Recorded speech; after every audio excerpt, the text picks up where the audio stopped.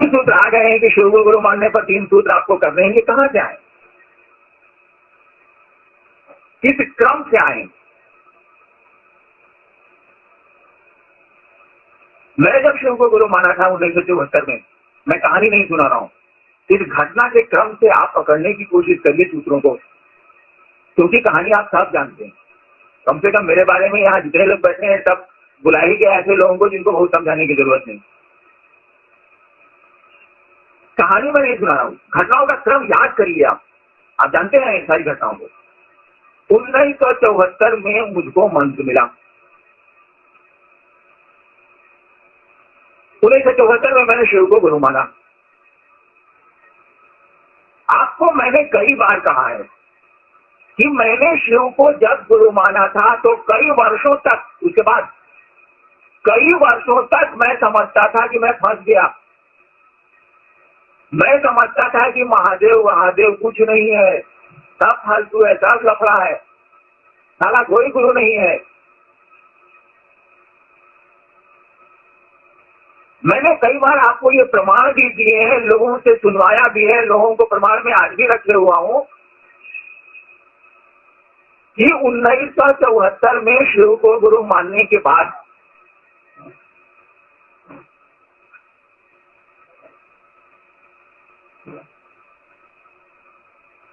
1974 में शिव को गुरु मानने के बाद 1982 तक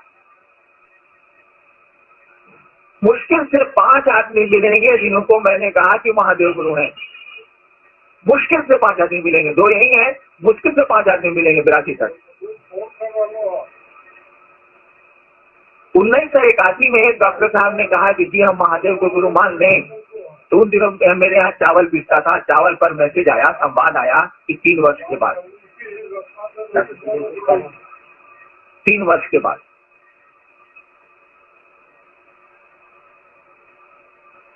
1982 तक चुप रहने वाला आदमी, 74 से 82 तक 8 साल तक चुप रहने वाला आदमी इसीलिए चुप रहा कि वो इस बात को समझता था कि शिव भी गुरु नहीं है, ये सब फालतू है, सब बकवास है। क्योंकि शिव को गुरु मानने के पहले मैं ऐसे लोगों के सानिध्य में था जहां मुझको सब कुछ बकवास लगा। नहीं हम स्पष्ट हो रहे हैं। तो 74 से लेके 82 तक पूरी और श्रद्धा, पूरे अविश्वास के साथ मैं शिव को गुरु मान के चलता रहा। आप परिचर्चाओं में कहते हैं कि शिव को आपने गुरु माना है, श्रद्धा दीजिए, समर्पण दीजिए, you are violating the basic rule. क्यों आप ऐसा करते हैं? मैं ऐसा नहीं चाहता कि श्रद्धा से परिणाम नहीं आएंगे, बिल्कुल आएंगे, लेकिन अश्रद्धा से भी परिणाम आएंगे। आप इस बात को क्यों भूलते हैं कि आज तक इंसान श्रद्धा देने की स्थिति में नहीं है। वो शिव को श्रद्धा नहीं देगा, उसको प्रेम तो धरती की चीजों से है। शिव धरती देते हैं या खुदा धरती देता है, धरती का सुख देता है, इसीलिए खुदा के पास जाता है, इसीलिए बंदगी करता है, इसीलिए प्रणाम करता है, इसलिए पूजा करता है वो। तो आकर्षण तो धरती के प्रति है और इस धरती के चलते वो शिव के पास गया या गुरु के पास गया या महादेव के पास गया। अब तक कोई आदमी मुझको, कोई गुरु भाई मुझको ऐसा नहीं मिला। टेबल पर तो लोग मिलते हैं जिससे मेरी इस बात को दोहराया हूं मन से कि शिव को गुरु मानने में किसी श्रद्धा, किसी विश्वास की अनिवार्यता नहीं है। इसके बिना भी खूब मजे में चलेगा। है तो समझ तो ठीक है, नहीं है तब भी है, तभी वही परिणाम आएंगे। क्यों आप नहीं समझ पाते हैं इस बात को? इसको तो समझना पड़ेगा ना। भारतवर्ष में 5000 वर्षों से जो बात चली आई है, आप उसको ढोए चले जा रहे हैं। क्यों ढोए चले जा रहे हैं? इसीलिए कि शिष्यानुभूति के वाक्यों पर आपने ध्यान ही नहीं दिया, मेरी बात आपने ठीक से कभी सुनी ही नहीं। मैं कहानी सुनाता हूँ, आप कहानी सुन लेते हैं। आप मैंने आपके अलावा आप नहीं, आप मैंने पूरा क्षेत्र। और मैं उदाहरण के साथ बोल रहा हूं आपको। यह जो कहा गया बाइबल में या सभी धर्मों में, रिलीजन, कि आध्यात्म का क्षेत्र श्रद्धा और विश्वास का क्षेत्र है। मैं आपको प्रमाण दे रहा हूं कि आध्यात्म में गुरु और शिष्य के संबंध में श्रद्धा और विश्वास की कोई जरूरत नहीं है। मैं इसका प्रमाण हूं। आज भी दोहरे चले जा रहे हैं कि शिव सिद्ध बनने के लिए श्रद्धा चाहिए, गुरु के प्रति समर्पण चाहिए, गुरु के प्रति हो समर्पण, हो श्रद्धा, तब तो कोई बात ही नहीं है। इसके बिना भी खूब मजे में रिजल्ट आता है। कम से कम आपका हरिनारायण तो रिजल्ट किए हुए है, जिससे इस काम को शुरू ही किया। आज जो शिव सिद्ध बन रहे हैं लोग, इसको तो शुरू में नहीं किया भैया। मैं कह रहा हूं कि और श्रद्धा, और मैं लिख रहा हूं, किताब में लिखा हुआ है, कीर्तन में लिखा हुआ है।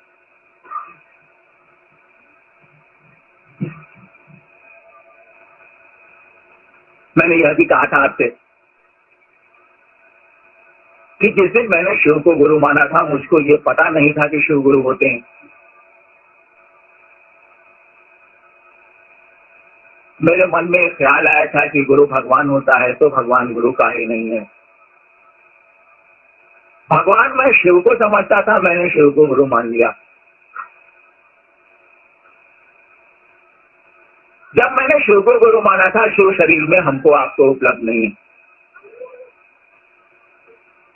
देखिए पूरी अश्रद्धा है। मैं समझ रहा हूँ कि टोटल लफड़े में फंसा हुआ हूँ, पहले भी लफड़े में फंसा था, आज भी लफड़े में फंसा हुआ हूँ। यानी शिव को गुरु मानने के पहले भी वही स्थिति थी, शिव को गुरु मानने के बाद स्थिति बदल कैसे जाएगी? जो स्थिति है तो रहेगी। मैंने अभी कहा कि स्विच बोर्ड तो है नहीं कि शिव को गुरु माने और आमूल परिवर्तन हो गया व्यक्ति में, ऐसा तो होता नहीं, हो ही नहीं था।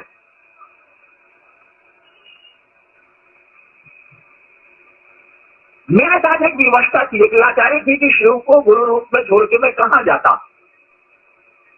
नंबर 1 लाचारी थी। नंबर 2 कुछ सीख लेने की, कुछ सीखने की, कुछ जान लेने की ललक इतनी तीव्र थी कि कुछ मिल नहीं रहा था और मैं परेशान था। मैं अपने गुरु शिव को छोड़ के मैं हट नहीं सकता था, दूसरी दिशा में जा नहीं सकता था, और मैं पूरी तरह बेचैन था कि अपने गुरु से चमत्कार सीखूंगा, ये सीखूंगा, वो सीखूंगा, तंत्र मंत्र अंतर। उस समय की बात, और वो शरीर में नहीं थे, मैं पूरी तरह परेशान था। इतना परेशान था कि मुझसे मिलने वाले लोग यही समझते थे कि मैं सामान्य व्यक्ति नहीं रह गया हूं, विक्षिप्त व्यक्ति हूं, सामान्य नहीं। अब तो आपको भ्रम नहीं है कि मैं सामान्य हूं, लेकिन उन दिनों यही स्थिति थी।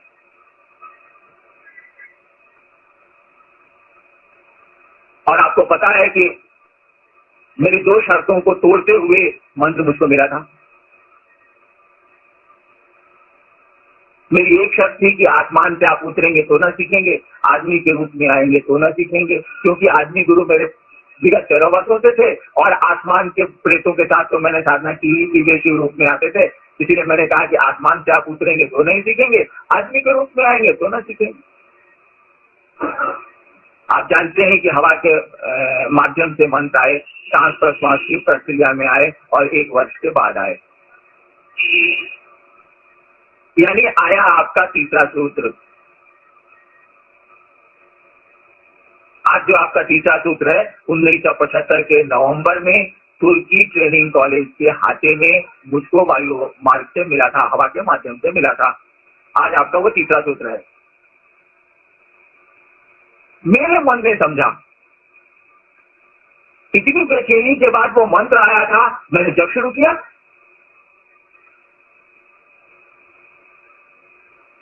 मैं खूब नमः शिवाय का जप करता, और नमः शिवाय मुझको मिला था, और उसके पीछे मेरा उद्देश्य था कि मैं चमत्कार करूंगा। यानी नमः शिवाय का प्रयोग मैं करने लगा होऊंगा चमत्कार के लिए। सामान्य स्थिति है भैया, हमको चमत्कार सीखना था अपने गुरु। 1 साल के बाद हमको सांस प्रश्वास पर नमः शिवाय मंत्र मिला, तो उस मंत्र के का प्रयोग करके तो मैं चमत्कार करना चाहूंगा। हमारा उद्देश्य तो वही है, हम चमत्कार करना चाहेंगे। और जब चमत्कार नहीं होने लगे नमः शिवाय से, तो नमः शिवाय के जप की मात्रा मैंने बढ़ा दी। मुझको सांस प्रश्वास पर नमः शिवाय मिला था, तो प्रोसेस भी मिल गया था, तो सांस प्रश्वास पर मैंने नमः शिवाय का जप बढ़ा दिया, खूब बढ़ाया, वो बिल्कुल बैलून की तरह खूब फुलाया, खूब फुलाया, खूब फुलाया।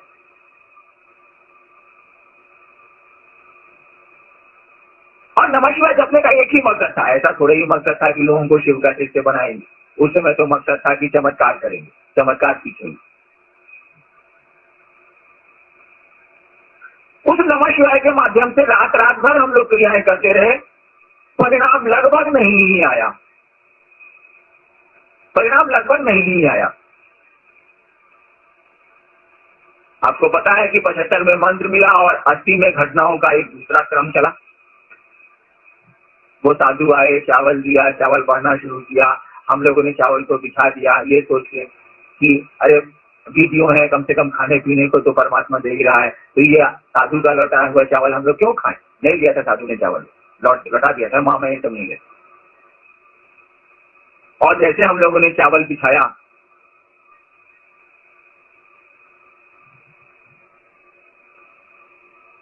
और कहा कि आप क्या लिखना चाहते हैं, कौन है बोलिए, तो चावल पर संवाद आने शुरू हुए।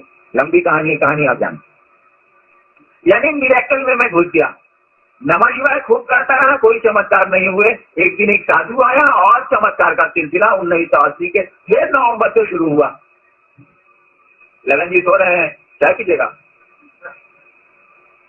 ऊपर रहने से ही कुछ लाभ है।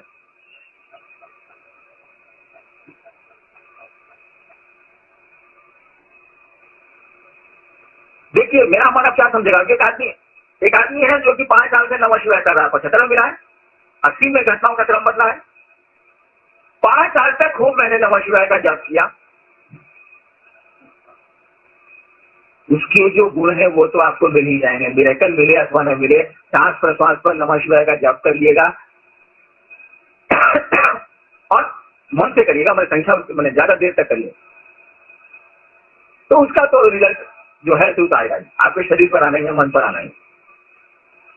लेकिन मैं तो चमत्कार सीखने गया था, चमत्कार करना चाहता था, और चमत्कार में समझता था यही मानस सम्मोहन वशीकरण उच्चाटन जो होता है कर्म। जब नमः शिवाय से रिजल्ट नहीं आया तो 1980 में वही पत्थर उत्तर गिरने लगा। साधु आए,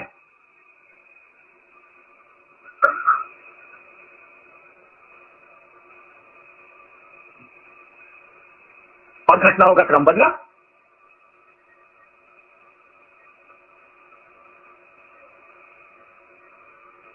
अब मैं उसी कमरे में जहां चावल बिछा रहा था बैठ के मैंने साधना शुरू की। साधना तो चली रही थी, एकादशी में फिर उसी कमरे में मैंने साधना शुरू की। वो छोटा सा कमरा, उसमें और सीमेंटेड कमरा। एक बार मैं साधना कर रहा था चादर ओढ़ के, मेरे बगल में डॉक्टर साहब विषयपुरा में है, रिटायर कर गए बेचारे, वो भी साधना कर रहे। मुझको लगा गर्दन पे कुछ चल रहा है, तो मैंने ऐसे किया तो कुछ नहीं मुझको मिला। दोबारा मुझको फिर लगा कि गर्दन पे मेरे कुछ चल रहा है, तो चादर ओढ़े बता ना, ऐसे करके फेंकेगा आदमी, कुछ लगेगा तो ऐसे। मैंने चादर फेंकी तो बहुत से आवाज हुआ, मेरी साधना टूट गई। सामने एक पेट्रोल भी नहीं थी, पेट्रोल में चल रहा था। मैंने देखा कि एक सांप, मैं डर गया।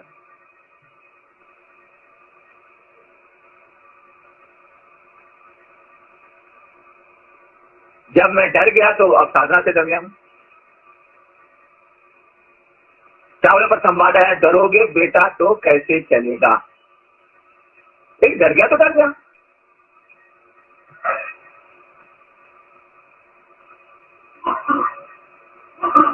इसीलिए मैं सुना रहा हूं कि मन साधना टूट गया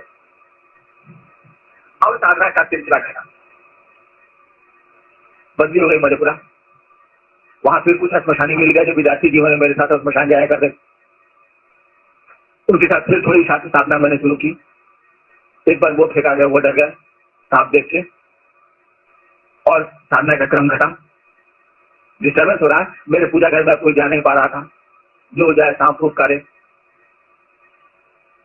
नौका चावल निकाल ले जाए, दौड़ के भाग जाए कि उसमें सांप है, हम लोग जाए तो कुछ नहीं मिले। टेप रिकॉर्डर हम लोग रखते हैं, सांप का फूका टेप रिकॉर्डर में टेप हो रहा है।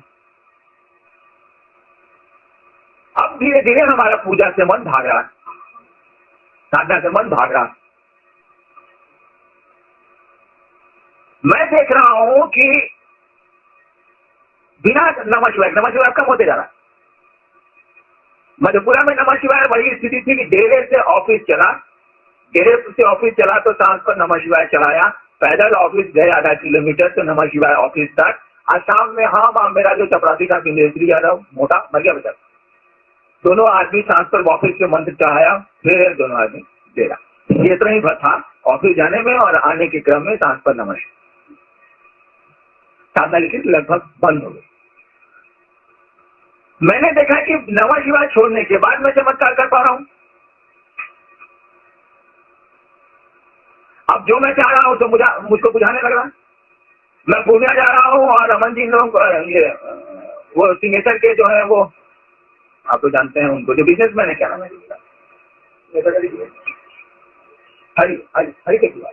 हरी टेकीवाल को हम कह रहे हैं कि अरे आज मेरा एक्सीडेंट हो जाएगा, हमको नहीं जाना चाहिए। जटाशंकर जी आपको कह रहे हैं कि आपका एक्सीडेंट हो जाएगा, पांव टूट जाएगा, मोटरसाइकिल से आप क्यों जा रहे हैं? टूट गया, मेरा भी एक्सीडेंट हुआ। यानी अब मुझको भाषित होने लगा है कि क्या होने वाला है, लेकिन कोई नमः शिवाय का मैं प्रयोग नहीं कर रहा हूं, कुछ नहीं कर रहा हूं। धीरे धीरे मेरा मन इस स्थिति में स्वतः आ रहा है कि खेला दया का है। देखिए गुरु कैसे सिखलाते हैं। मेरे साथ के लोग कह रहे हैं कि महादेव कदा खली छे जिद्दिया करते तो यहाँ सब उसे असिस्टेंट रहता थे, सजू राम साहब बैठे हुए हैं, अब जो ज्वाइंट रहता है छपरा में, ये भी थे बहुत घनघोर रूप से मेरे साथ मधेपुरा में उन दिनों। हम कह रहे हैं कि ना, बिना दया के नहीं होगा। मेरा मन तो पुराने ट्रेन में सीखते चला जा रहा, मैं कह रहा हूँ बिना दया के नहीं होगा। और वो श्मशानी लोग कह रहे हैं कि जी बिना दया के करते ही चले साधना न करवाई। यानी वो लोग मेरे साथ कोप अप नहीं कर पा रहे, मेरा मन इस बात को समझने लगा कि खेला दया का है, साधना का नहीं है। यह बात बिल्कुल सही है कि इतने दिन की साधना से भले ये परिणाम आए हों। मैं ऐसा भी नहीं मानता, सच मानिए तो गुरु की दया है। वो बागिन बात अपने बच्चे को शिकार खेलना सिखा रही है, लगता है सिखा रही है, मतलब स्वतः सीख जाएगा क्योंकि बात का बच्चा है।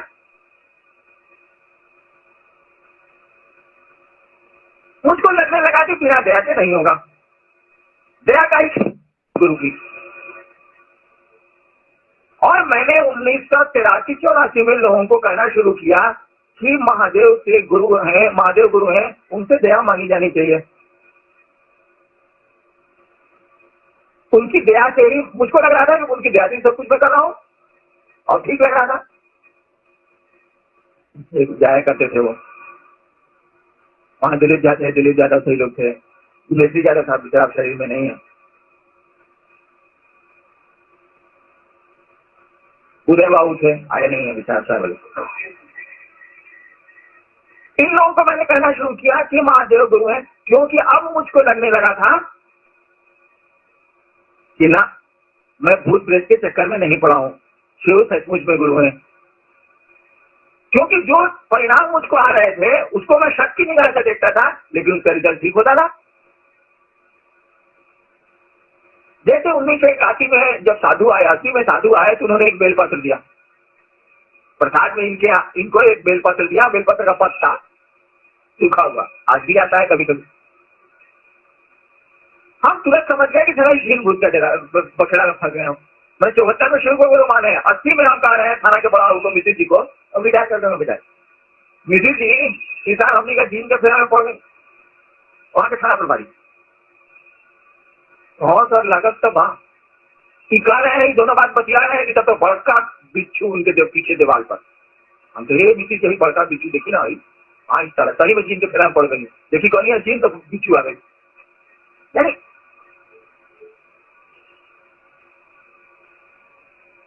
उसके 1.5 साल के बाद वही डॉक्टर साहब शेखपुरा वाले देखा कि उनकी महिलाओं को लेके चले आ रहे हैं मेरे डेरा में, शाम का 7 बज रहा, हम बाहर में बैठे हुए आए, मेरे पास बैठे और महिलाएं अंदर चली गई। क्या डॉक्टर साहब कौन लोग? एक्चुअली मेरी सरहद। क्या बात?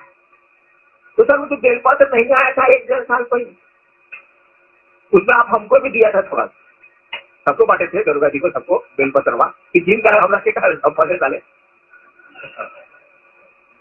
तो सर उसको लिफाफा में करके हमारी सरहद ये जो आई है अभी, ये ऑल इंडिया मेडिकल इंस्टीट्यूट से लौटी हुई है, ये विगत 12-13 वर्षों से जो खाती हैं, बस खाएंगी तो नालियों पर खाएंगी और खाने के बाद उनको उल्टी हो जाएगी। अब पूरा दिल्ली तक इलाज हो गया है, नहीं ठीक हुआ, आइए हम मोदी हेल्थ ठीक है, लेकिन जो खाती थी वो, मैंने उनको खाना ही दिया जाता था कि लोग डालेंगे खाना के लिए उठेंगे ऊपर से, और कोई उनको संतान नहीं, तो हम ही बेलपतवा आपसे बिना पूछे लिफाफा में करके दिया, भेज दिया। तो सर देखिए ना, वो बेलपत्र खाई है, उसके बाद तो उल्टी है बंद है। तो आपसे तो नहीं कहा, अब बेटा भी हुआ है तब नहीं मानी है, आई है बेटवा को लेके, तो वही हो। हमको लगा कि सारा जीन का रहता तो इतना कमाल तो नहीं होता। ऐसी बहुत सारी घटनाएं होने लगी। कितनी घटना सुनाए आप। बेराती आते आते बेराती की डायरी में भी आपको मिल जाएगा कि मैंने कहा है एक जगह, ऐसा भूतपूर्व के चक्कर में पड़े हुए। बेराती की मधेपुरा की डायरी में ये मिल जाएगा। ये तो नहीं मिलेगा लेकिन उत्तर मिल जाएगा। हमने जो संवाद चावल बनाए हैं उनको लिखा है, जो पूछा है वो तो नहीं लिखा। उसमें उत्तर में है कि मैं भूत प्रेत नहीं हूं बेटा, मुझे शिव शक्ति जानो। ये मैसेज है। इसका मतलब भूत प्रेत नहीं हूं, मैंने कोई कहा है क्या भूत प्रेत है, तब इसका उत्तर ही आया है। 83 होते होते मुझको ये समझ में आने लगा जिल्ला यह गुस्सूल अच्छी आत्माओं के साथ मैं हूं। और धीरे धीरे मिरेकल होने लगा। बड़का बड़का मिरेकल हमने किया। हिंदुस्तान के किसी तांत्रिक ने मंदिर में तो प्रसाद नहीं खिलाया, मैंने सिंहेश्वर मंदिर में प्रसाद खिलाया, तारापीठ में प्रसाद खिलाया, उत्तरा हंगामे के बीच में मंदिर में प्रसाद खिलवाया, और कोई नमः शिवाय का प्रयोग नहीं। केवल मैं इतना कहता था कि बुढ़ऊ इज्जत रखिए, तो कोई नमः शिवाय नहीं, कोई शिव का ध्यान नहीं, कोई पाँव का ध्यान नहीं। मैं कहता था बुढ़ऊ इज्जत रखी हो, देखी हो, और मैं परिणाम ले लेता था। मैं आपको ईमानदारी की बात बताऊं, सच्चियां सुन रही है, शिव तो सुनते हैं, समझते नहीं है, लेकिन सच्चियां सुन रही हैं। मैं गया था तारापीठ, और मेरी एक आदत है, मैं अगर किसी ऐसे स्थान पर गया हूं जहां सिद्ध पीठ है या मंदिर अच्छा खिलवाया, और कोई नमः शिवाय का प्रयोग नहीं, केवल मैं इतना कहता था कि बुढ़ऊ इज्जत रखिए, तो कोई नमः शिवाय नहीं, कोई शिव का ध्यान नहीं, कोई पाँव का ध्यान नहीं। मैं कहता था बुढ़ऊ इज्जत रखी हो, देखी हो, और मैं परिणाम ले लेता था। मैं आपको ईमानदारी की बात बताऊं, सच्चियां सुन रही है, शिव तो सुनते हैं, समझते नहीं है, लेकिन सच्चियां सुन रही हैं। मैं गया था तारापीठ, और मेरी एक आदत है, मैं अगर किसी ऐसे स्थान पर गया हूं जहां सिद्ध पीठ है या मंदिर अच्छा है, जागृत मंदिर है, हम लोग बात करेंगे सिद्ध पीठ किसको कहते हैं, जागृत मंदिर किसको कहते हैं। तो मेरी आदत है कि उस देवता के मंदिर में भले जाऊं अथवा न जाऊं, जाऊंगा तो भीतर हो सकता है मैं नहीं जाऊं, लेकिन वहां के पुराने जो भक्त रहे हैं या नामी ज्ञानी जो लोग रहे हैं, उनकी समाधि पर हम जरूर जाएंगे।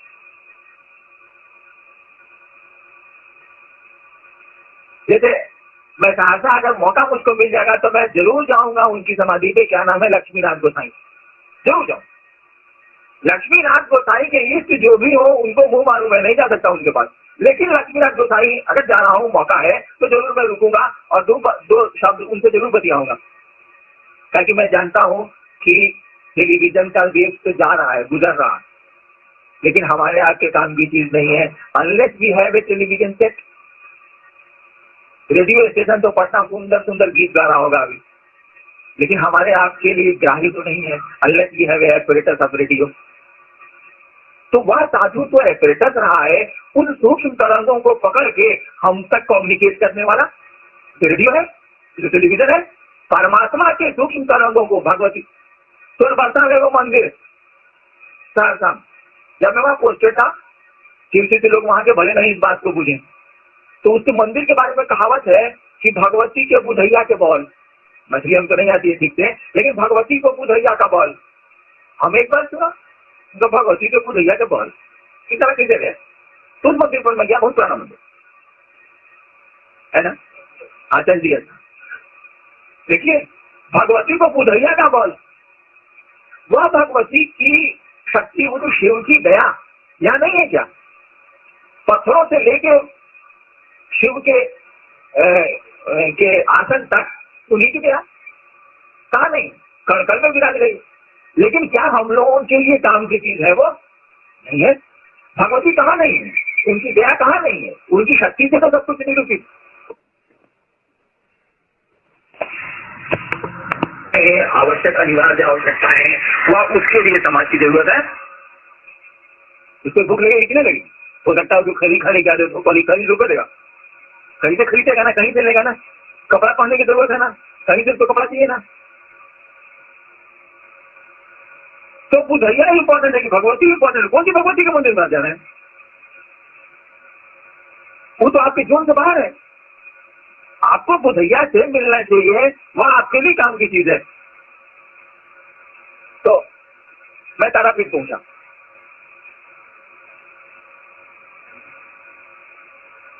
बंगाल का तारापीठ मुझको कोई आइडिया नहीं, मैं जीप से गया। तो पहले बहुत बंदूक लेके मैं चलता था। तो आगे बढ़ता गया, लोगों ने कहा कि ये मंदिर भी नहीं पाए, बंगाल वाला रामपुर हाट। हम कहा अच्छा आगे से आते, फिर ही नहीं चलते, हम आगे बढ़ जाते हैं। आगे बढ़ करके हम दाहिने जाते हैं तो देखते हैं कि एक संगमरमर की बड़ी सुंदर प्रतिमा है। हम नहीं पहचानते हैं कि किसकी प्रतिमा, हमें जानते। कहानी आप सब जानते हैं, इसलिए संक्षेप करूंगा। मैं देख रहा हूं कि एक बूढ़ा, खूब बूढ़ा आदमी बैठ से पूजा कर रहा है उस मूर्ति के सामने, और उसके पूजा का जो उसका पूजा की जो उसकी व्यवस्था, मुझको लग गया कि तंत्र की व्यवस्था है पूरी तरह, ये तांत्रिक। दिन का 12 बज रहा है, 11:30। एक बूढ़ी महिला थी, कुछ ग्रिल से बाहर खड़ी है। मैं उनसे पूछता हूँ किसकी तस्वीर है? बंगला टोन में वो बोलती है खेपा। हम पूछे नहीं, हम कहा किसकी तस्वीर है? तब तक नीलम थी, नीलम ने कहा खेपा। मेरे दिमाग में वो वामा खेपा, समझा? अच्छा वामा खेपा 83 की बात है, 83-84 की बात,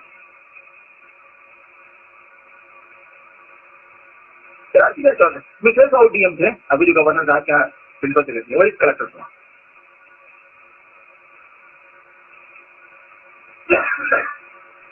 जब मैंने सुना कि मामा खेपा की ये मूर्ति है, मैंने दोनों हाथ जोड़े। और ईमानदारी की बात बता रहा हूं, सुन लीजिए, मैंने क्या मन ही मन कहा, मुझको याद है। हमने कहा कि सरकार बहुत भटके,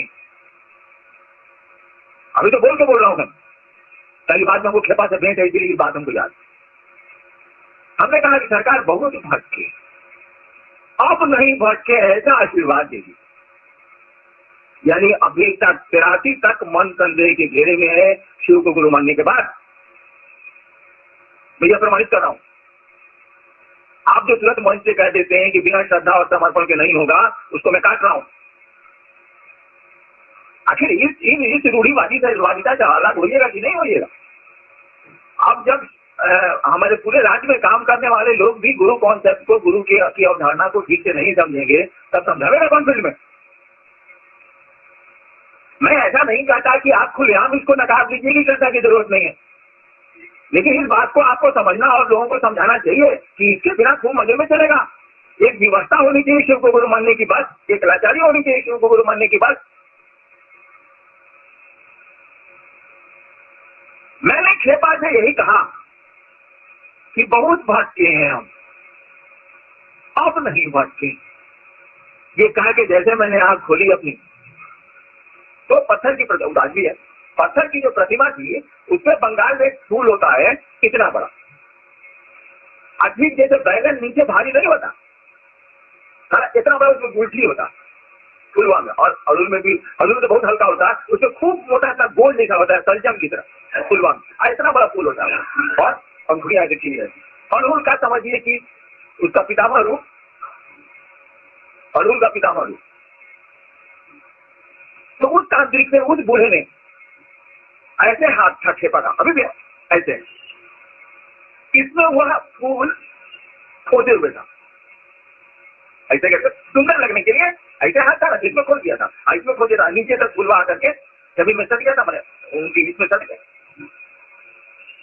जैसे मैंने आंख खोली, ये कहा कि उनके एक अब याद नहीं है बाया की दाया कौन, एक हाथ का फूल बम्प आउट किया, वो कर ही नहीं सकता उसको, मतलब पंखा उसको नहीं हिला सकता अपन उस फूल को, उसका जम के तो उसके नीचे बड़ी भारी आता है।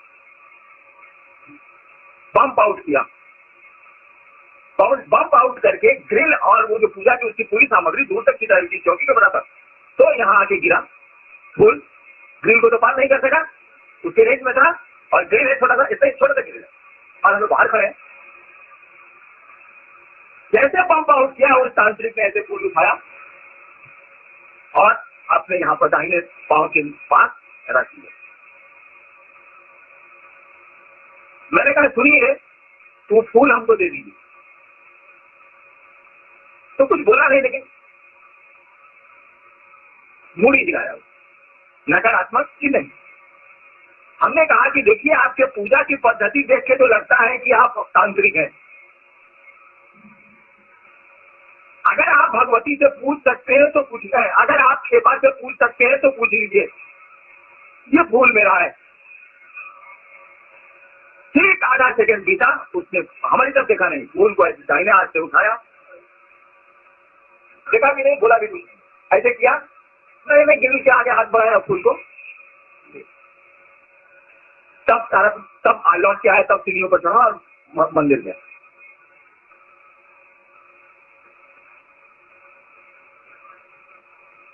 दोबारा जब इंप्रेशन में खेपा से हमारी भेंट हुई और जब मैंने उनको प्रणाम किया तो देखा कि उनके दोनों हाथ नहीं उठते, ऐसे करके उन्होंने प्रणाम का जवाब दिया। तब मुझको लगा कि इनका एक हाथ खराब है, अब पैदाइशी खराब है, पोलियो अटैक है, या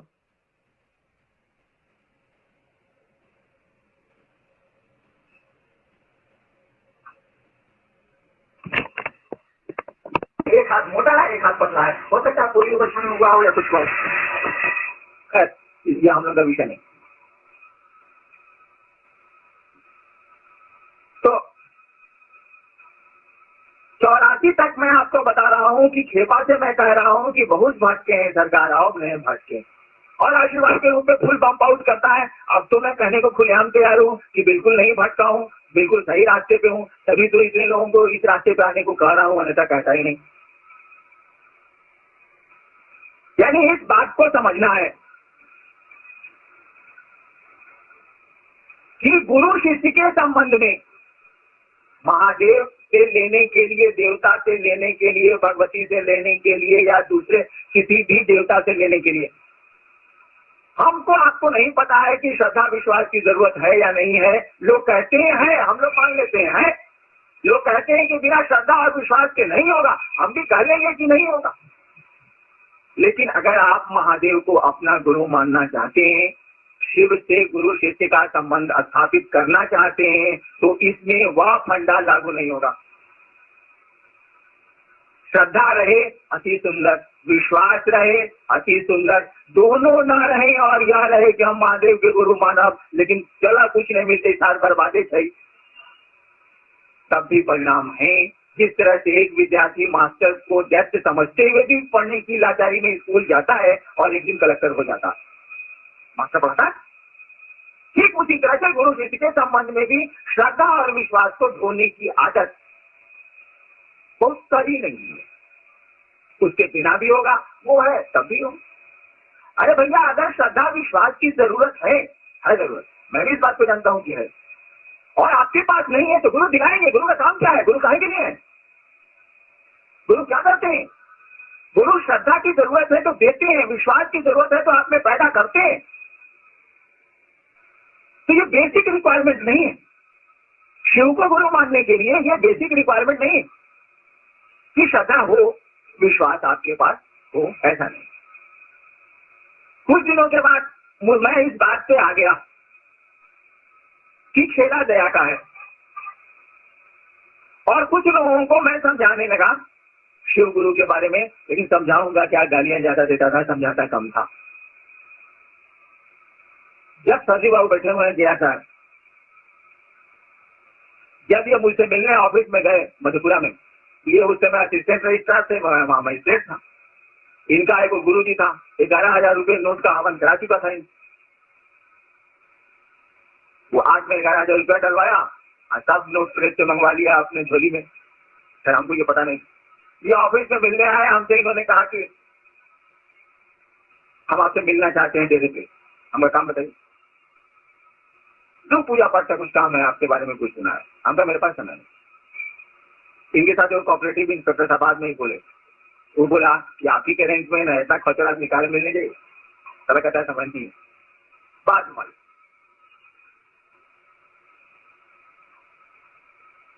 अभी मधेपुरा का जो जिला संयोजक विजेंद्र यादव,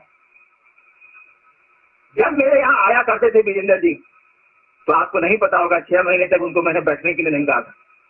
आते थे, जो 2-4 आदमी में कोई चर्चा मेरी होती थी, वो खड़े होकर सुनते थे और फिर 11 बजे रात में अपना चले जाते थे। मैंने टोका नहीं कि कौन आदमी है आप, कहाँ के लिए आए। लेकिन बहुत इंटरनल सर्किल में जो लोग मेरे साथ मसाज जाते थे, वहां साथ में जब मैं विद्यार्थी था, जो लोग बहुत इंटरनल सर्किल में थे, उन लोगों को मैं सिलसिले बनाना शुरू कर दिया था और उनको कहना शुरू किया था कि आप मधान की साधना से विमुख होइए और शिव गुरु बनिए। इसी बीच में एक घटना घटी, आपको मालूम, मैं पटना आ रहा था, क्योंकि पटना मैं कार्यालय में बैठा हुआ था और पटना आ गया, क्योंकि कुछ वो घटनाओं का क्रम चलता है, वैसे नहीं चलता। हमारे रोहतगी साहब बैठे हुए हैं, जिनके कमरे में ये बात हुई थी सामने,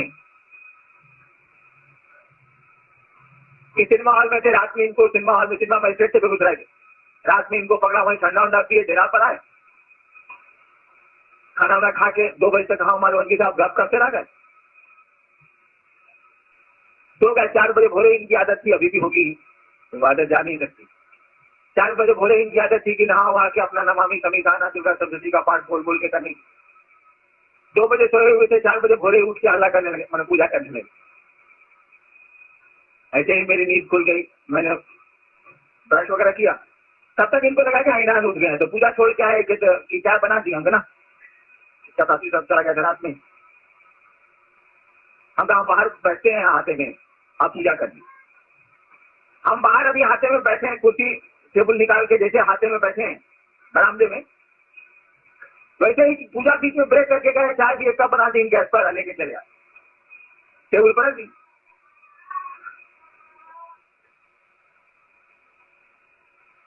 सुबह सुबह जगने की आदत हम लोगों को कम है, उस दिन दुर्भाग्य से जग गया था, परिस्थितियां कुछ ऐसी हो गई। अचानक मुझको लगा कि मैं जहां बैठा हूं वह जगह बहुत सुंदर हो गई, और एक आवाज आई कि तुम जो करते हो कहते नहीं हो। तुरंत हमने इस बात को रिवर्ट किया, मेरी आदत है जो करते हैं तो कहेंगे। हमने कहा जी ना, मैं जो करता हूँ वह कहता हूँ। सब बात आगे बढ़ा, उन्होंने कहा कि तुम झूठ बोलते हो। हमने कहा जी ना, तब इस बात को क्लियर करने के लिए आवाज ने मुझसे कहा कि क्या करते हो। हमने कहा जी दूसरों को कहते हैं कि शिव को गुरु मानो, शुरू कर दिया था। दूसरों को कहते हैं कि शिव को गुरु मानो। तुरंत आवाज ने कहा करने को क्या कहते हो। हमने कहा जी नमः शिवाय का जप करने को कहते हैं।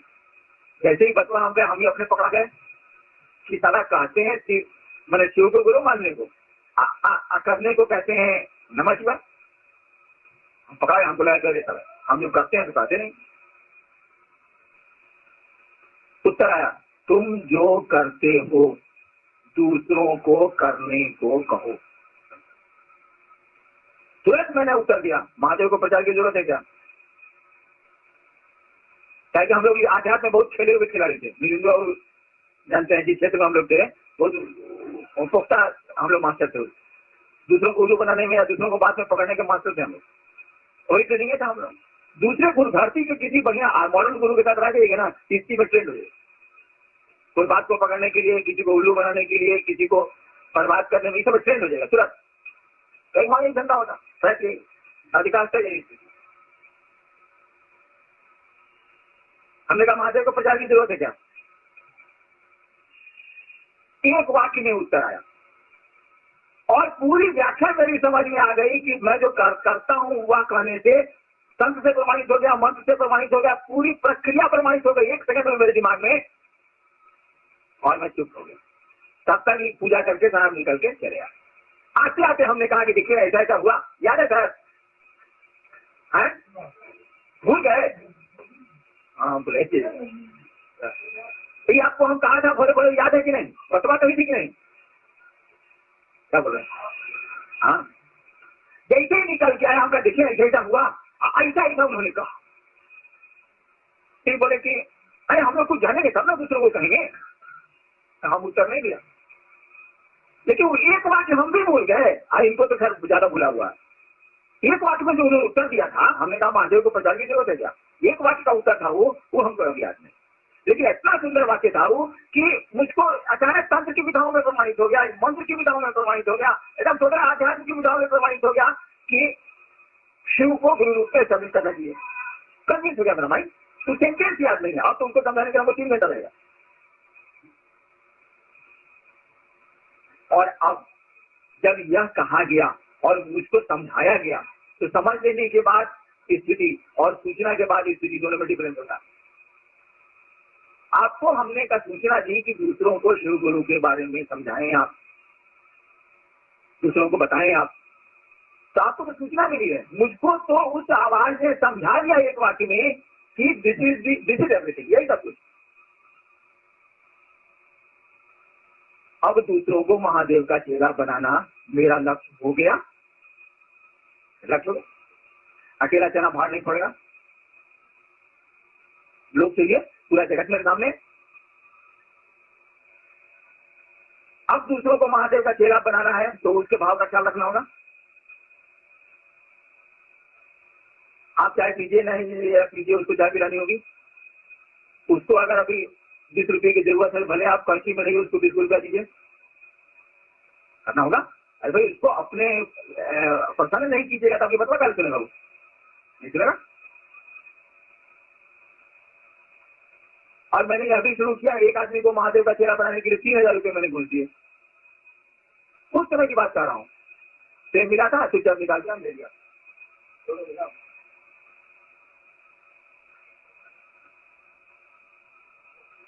हाँ, बहुत दिन के बाद लोगों को मालूम है कि हमने 3000 रुपये दिया, बहुत दिन के बाद, तो 7-8 साल के बाद किसी को मैंने बताया। तो आदमी मर गया, इसलिए बोल देता हूँ। यानी धंधा मैंने शुरू किया, लोगों को प्रसन्न करने की कोशिश करनी शुरू की। नतीजन गाली कम हो गई, गाली कम हो गई। व्यवहार जो मेरा बिल्कुल इडियट वाला था कम हो गया। पहले आप प्रणाम करते थे, इतना जोर से घुरते, हम आपको कीमत पूछिए। मधेपुरा में सब्जी कभी खरीदने में चला जाता था तो सब्जी वाली कहती थी, सर अपने इतना किए पिए की। और आपको पता है कि मेरी जीभ नहीं जानती है कि शराब का स्वाद कैसा होता है, मेरी जीभ नहीं जानती है। मैंने आंखें लाल लाल एकदम। लोग कहते हैं कितना क्यों पीते हैं आप? इससे परिवर्तन आना शुरू हुआ। अब लोगों को तो अब तो अपना खौफनाक चेहरा को दबाना है और एक मृदु स्वरूप को सामने करना है, क्या कि लोगों को आकर्षित करना है। हम लोग तो 12-13 साल मकान छापते थे, भोरे भोर उठ के यही मनाते थे सांप की तरह। अगर आदमी से भेंट नहीं होता बड़ी हरामी होता। मैंने हम लोग की यह मानसिकता थी कि आदमी से भेंट नहीं हो। अब जो हमको आदेश मिला और मन ने समझ लिया, आदेश तुमको बहुत मिलता है, मन मेरा समझता नहीं, मन ने समझ लिया। अब तो था कि अब आदमी से भेंट करना जरूरी है। अब तक चल रहे थे शिव गुरु की ओर, अब चले शिव गुरु से दूर लोगों की ओर। ध्यान दे दीजिएगा, अब तक चल रहे थे अपने गुरु की ओर, नहीं, अब तक चल रहे थे महादेव से संपर्क करने की दिशा में, अब चले लोगों से संपर्क करने की दिशा में। उल्टा हुआ मेरा रास्ता। आपको कहते हैं कि अपने गुरु शिव से अपने को जोड़िए, 3 सूत्र का अवलंबन करिए, दूसरों को शिव की ओर ले चलिए। कहते हैं दूसरों को शिव का शिष्य बनाइए, और मैं चलाया आपकी ओर करने को, यानी शिव की दिशा से दूर चलाया, आपको प्रेरित कर रहा हूं शिव की दिशा में चलने को। नहीं, मैं तो चल रहा था अपने गुरु की दिशा में, अचानक मुझको लौटा दिया गया दूसरों को ये संवाद देने के लिए। अगर मैं लौटता नहीं दूसरों को संवाद देने के लिए तो आप जाते कहां? उधर 10,000 साल में तो कोई नहीं गया। नहीं, अब जब यह बात एक समझ में मुझको आ गई, तो आचरण में भी आ गई।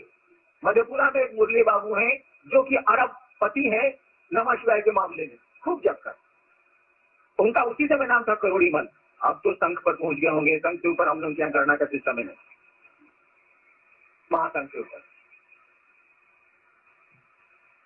एक बार छोटे राज यादव को आप लोग जानते हो, मधेपुरा में था वो, अभी मुंगेर में रिटायर करके अब आ गया, बंदीगान रिटायर कर गया बेचारे, प्लान फोर्स इंस्पेक्टर। छोटे लाल जी ने कहा हमसे कि सर महादेव का दर्शन नहीं हो, आप लोग बैठोगे। हमने कहा क्या बोला,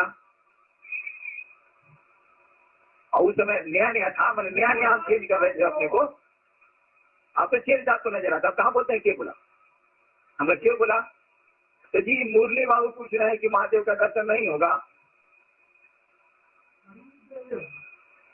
तो हम ये नहीं बोले कि क्या बोला, हम कौन, मैंने हम एकदम भोली भाषा में इसको रिटर्न कर दिया। क्यों, इसलिए कि मेरा मन तो कन्विंस हो गया था, और चला आप धरती की ओर, मुझको तो गुरु की ओर जाना नहीं, तो दर्शन का कौन सवाल है, नहीं समझे। अरे भैया हमको महादेव की ओर जाना ही नहीं, वहां जाएंगे तो पहले ही हुक्म है कि दूसरों को समझाओ कि महादेव गुरु है, तो वहां जाने का स्कोप कहाँ बन रहा है, नहीं। हम गए सरकार में ज्वाइनिंग देने के लिए, सरकार ने कहा कि आपको बना दिया है एडीएम मधेपुरा जाएगी, तब वहां जाएंगे तो सरकार कहेगी मधेपुरा में है कि नहीं, सस्पेंड करो तो उसको, हम कहेंगे जी अपने लगेगी, मानेगी सरकार, नहीं तुमको आदेश दिया मधेपुरा में ज्वाइन करने के, तुम यहाँ क्या कर रहा। अब तो मैं शिव की ओर चल नहीं सकता, मेरे साथ लाचारी है। लाचारी क्या है, मेरे मन में समझ लिया बहुत का हुक्म इधर चल रहा है,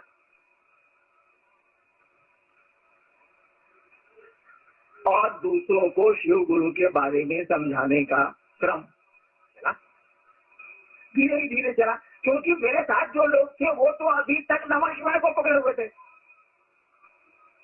हमें जो परिवर्तन हो रहा है दूसरे में भी उसी तरह से अभ्रस्त हो जाए, अचानक हो जाए, ऐसा तो हो नहीं रहा है कि हमको तो कोई समझा के चला जा रहा है, उस बेचारे को तो कोई समझा नहीं रहा, और मेरी बात उसकी जल्दी पकड़ेगा कैसे, कहे कि नमः शिवाय उसको जब करने के लिए हमें बताया, अब उसको हम कह रहे हैं कि दया मांगो, अब उसको दिक्कत हो रही है कि नमः शिवाय करने के लिए कह रहा है, फिर कह रहा है कि दया सब कुछ है, तो बाप कैसे है, उसको दिक्कत हो रही है, अब दया पर कैसे पहुंच रहा है, हम कह दूसरों को समझाइए, और उसको दिक्कत हो रही है, ठीक है हमारी स्पीड में उतर नहीं पा, तो वहां गति स्लो रही। मधेपुरा के जितने लोग मिलेंगे आपको प्रचारक अच्छे नहीं है, दूसरों को शिव गुरु के बारे में समझाते नहीं, लेकिन दे आर ग्रेट पीपुल, उसको अपने गुरु से बढ़िया कॉन्टेक्ट, ठीक है। अभी हम पुख्ता जिस दिन स्पीड धरा देंगे, धर लेगा, बहुत बढ़िया गाड़ी चलेगी, गाड़ी फर्स्ट क्लास है। जब मैं पटना आया तो यहाँ के लोगों को तो ये पता नहीं था कि क्या नमः शिवाय का जप होता है और क्या होता है। यहाँ मैंने शुरू किया कि भैया नमः शिवाय का जप तो करिए, गुरु चर्चा भी शुरू करिए।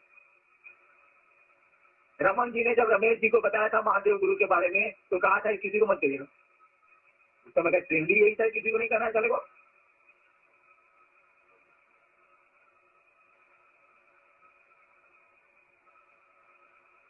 उसके बाद हम लोग चुप हो गए, लोगों को समझाने का क्रम चला, लोग दूसरों को समझाने लगे।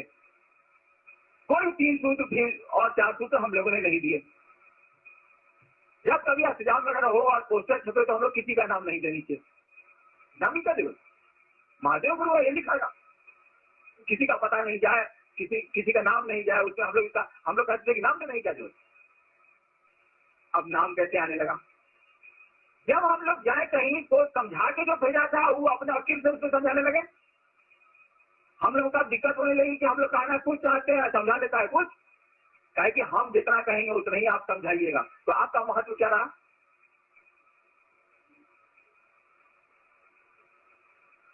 नहीं, हम आपको कहा 3, आप वहां 3 साढ़े 3 नहीं किया तो आधा तो आपका नहीं ना हुआ, तो फिर तो उतना तो आपको आदमी की बीमारी होता है, जुड़ेगा। आध्यात्म में जोड़िएगा तो बस नीचे गए, आध्यात्म चलता नहीं। तो हम लोगों ने सोचा कि चलिए अब तो दूर दूर बात चल रही है, तो अब कुछ लिखना चाहिए कि लोग पूछें कि हम लोग क्या कहना चाहते हैं, आईना क्या कहना चाहते हैं। तो 1 पन्ने का कागज निकला, याद होगा लाल रंग का, जी नहीं आपको तो नहीं, आप कई बार देखा, हाँ फाइल में आप देखा, 1 पन्ने का कागज निकला, जिसमें हम लोग 3 सूत्र को एक जगह किया, और नीचे आया हरिंद्रानंद। मैंने आप लोग हरिंद्रानंद का कागज देख के पूछे कि मैंने कि हरिनारायण यह बात कर रहे हैं, कि बीच में तो 3.5 साढ़े 4 हो रहा था, गैप वो पे करेगा, वो क्या कहते हैं उसको, कौन लॉस कहते हैं, ट्रांसमिशन लॉस, वो तो होगा। वो अकबर बीरबल वाला जो हुआ था, एक बार बीरबल ने कह दिया चेक नाका को कि गाड़ी रोको मत जाने दो। बीरबल की गाड़ी आई, उनकी अकबर की गाड़ी आई, वो भी रुक गई। नाका वाले ने कहा कि हुजूर उनका आदेश है, कोई गाड़ी नहीं पास करेगी। अब बोला तुमको बीरबल आया तो उन्होंने कहा कि सरकार हम कहाँ रुके? कहा कि तुम ही बोलो। कहा कि क्या बोले? तो सर आप ही ना बोल रहे हैं गाड़ी रोको मत जाने दो। अगर तो बीरबल ने कहा हम तो बोले हैं गाड़ी रोको मत जाने दो। तो सवाल है किस वाक्य के किस शब्द पर बोलने वाले का कौन सा एक्सेंट किया है। अगर आप मिस कर गए तो अर्थ बदल जाए, अर्थ बदल जाए। कॉमा सेमीकोलन का इतना इंपॉर्टेंट है कि हम जिस पर बल दे रहे हैं उसको छोड़ के आगे वाले शब्द पर बल दे दीजिएगा। तो यहाँ गाड़ी रोको, यहाँ बल है, जाने दो मत जाने दो, आप मत पर बल दे दीजिए तो गाड़ी पास कर जाएगी। गाड़ी रोको मत जाने दो, ये शब्द पर बल दे दीजिएगा। तो हम लोगों ने छोटा सा पर्चा निकाला। पर्चा के बाद एक शिक्षानुभूति छोटी सी हैंडबिल लिखी, छोटी सी सिंपल लिखी पुस्तिका।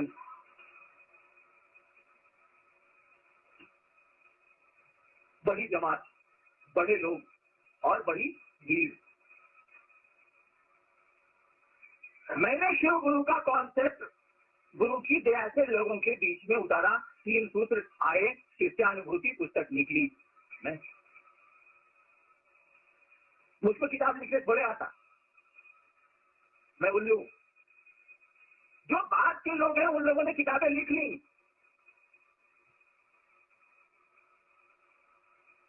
और बेचना भी शुरू किया, और वैसी जगह बेचना शुरू किया जहां हमारे गुरु भाई इकट्ठा होते हैं। हमने शिष्यानुभूति लिखी और कहा कि मुफ्त बांटिएगा, पैसा नहीं देंगे आप। और उसमें लिखा गया मूल्य आपका शिव जी से होना।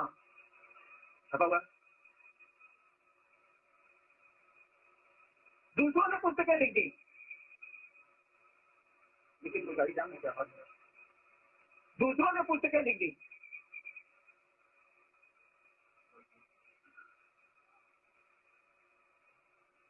गलत नहीं है, ठीक है।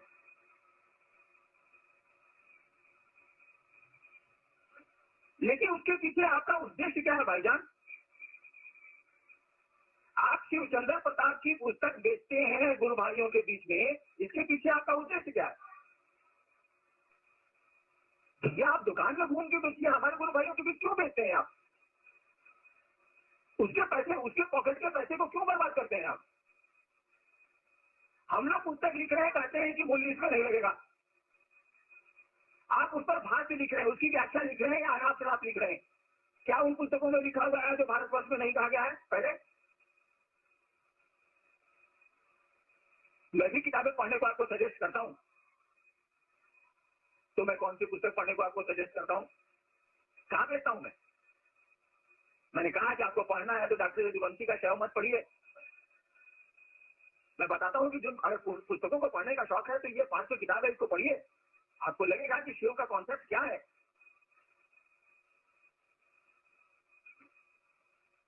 इन पुस्तकों को बेचने के पहले, बेचने के पीछे एक प्रयोजन तो हो सकता है पैसा, दूसरा प्रयोजन हो सकता है कि लोग आपको जाने कि आप बहुत महत्वपूर्ण हैं। आप किताबें लिख सकते हैं, आप बहुत आप ऐसी बात कह सकते हैं जो दूसरों के लिए मान्य है, दूसरों को फॉलो करना चाहिए।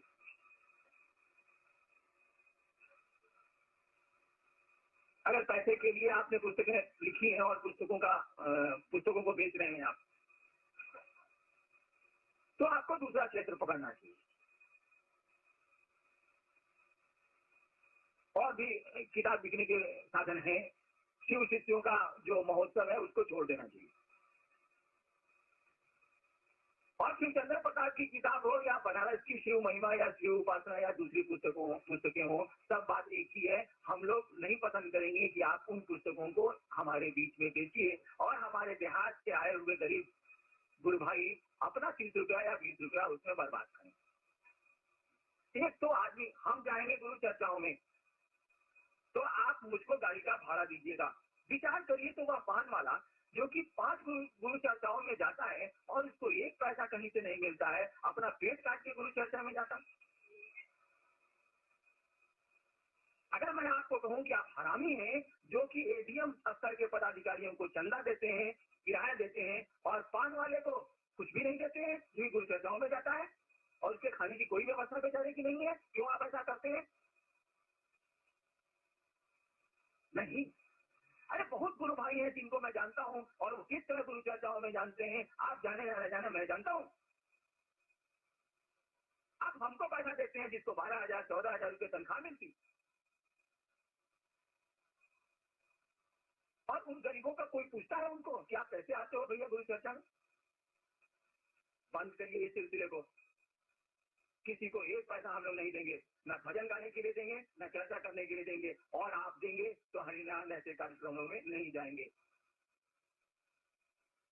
ये सिलसिला बंद होना चाहिए। आप दीजिए पैसा। रिक्शा वाला है, गुरु चर्चा में कहीं नहीं जा पा रहा है, उसको आप 50 रुपया दीजिए, लिखिए खर्चे में कि फलाना रिक्शा वाले को 50 रुपया दिया गया फलाना जगह गुरु चर्चा में आने और जाने के लिए, हम प्रसन्न होंगे।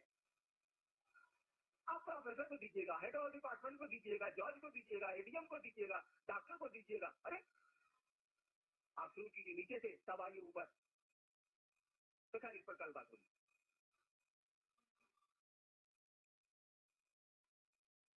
तो आपने देखा कि तीनों सूत्र कैसे आए। सबसे पहले आया नमः शिवाय, उसके बाद आई प्रक्रिया दया मांगने की, उसके बाद आई प्रक्रिया दूसरों को गुरु चर्चा सुनाने की, समझाने की।